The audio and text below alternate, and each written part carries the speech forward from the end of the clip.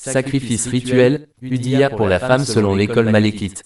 Oui, la femme peut offrir le sacrifice rituel, et celui-ci est prescrit pour elle tout comme pour l'homme, car le texte sacré s'adresse aux musulmans en général, hommes et femmes, et aucun argument ne spécifie les hommes à l'exclusion des femmes. 1. Statut du sacrifice selon les malékites. Selon les savants malékites, le sacrifice est une sunna fortement recommandée, muakkada pour celui qui en a les moyens, et il est détestable de l'abandonner lorsqu'on en a la capacité. L'imam Ibn Guillemets simple inversé Abdalbar a dit: le sacrifice est chez Malik une sunna fortement recommandée, qu'il ne convient pas d'abandonner pour celui qui en a les moyens.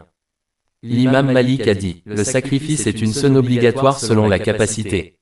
C'est-à-dire, une recommandation très ferme, mais pas une obligation comme la prière. 2. La femme est-elle incluse dans cette règle? Oui, la femme est incluse, qu'elle soit mariée, célibataire, veuve, ou financièrement indépendante. Si elle possède le prix du sacrifice, il lui est recommandé de l'offrir. Allah dit: accomplis la prière pour ton Seigneur et sacrifie. Surat Al-Kawthar, 2. L'adresse ici est générale pour toute la communauté. Il dit également: ni leur chair ni leur sang n'atteignent Allah, mais ce qu'il atteint de votre part, c'est la piété. Surat Al-Hajj, 37. L'expression de votre part inclut hommes et femmes. 3. Preuve tirée de la sunna. Il est établi dans un hadith authentique rapporté par Salama que le prophète paix et bénédiction sur lui a dit: quand les 10 premiers jours de Dhul-Hijjah commencent et que l'un de vous veut offrir un sacrifice, qu'il ne touche ni à ses cheveux ni à sa peau, rapporté par Muslim. La formule l'un de vous inclut également la femme. C'est pourquoi les savants disent, si une femme veut sacrifier, elle doit s'abstenir de couper ses cheveux et ses ongles comme l'homme. Il est aussi rapporté que les compagnes du prophète faisaient l'aumône, offraient leur sacrifice hadi ou udiyya, sans que cela ne leur soit reproché. 4. Parole des savants malékites. Ad-Dardir dans Al-Shar al-Kabir dit: le sacrifice est recommandé pour tout musulman libre et capable.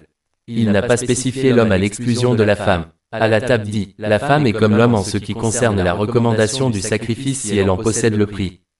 5. Une femme peut-elle égorger elle-même sa bête? Oui, si elle s'est bien égorgée. Il est rapporté qu'une jeune servante de Kagiyme simple inversé Ibn Malik a égorgé une brebis, et le prophète paix sur lui en a autorisé la consommation.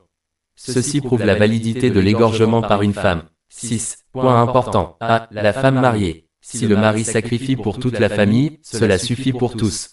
Si l'épouse souhaite sacrifier de son propre argent, elle en a le droit. B. La fille vivant chez son père. Le sacrifice du père suffit s'il subvient à ses besoins. Mais si elle possède ses propres biens et veut la récompense, elle peut sacrifier.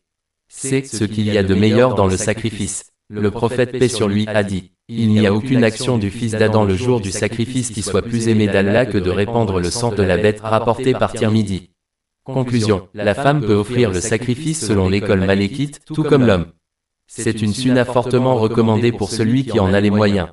Elle peut acheter sa bête, l'égorger elle-même ou en charger un autre. Elle est incluse dans les textes généraux du Coran et de la sunna sans distinction entre hommes et femmes. Cela montre que l'islam ouvre les portes des œuvres pies et des actes d'adoration aux hommes et aux femmes ensemble, chacun selon sa capacité et sa piété.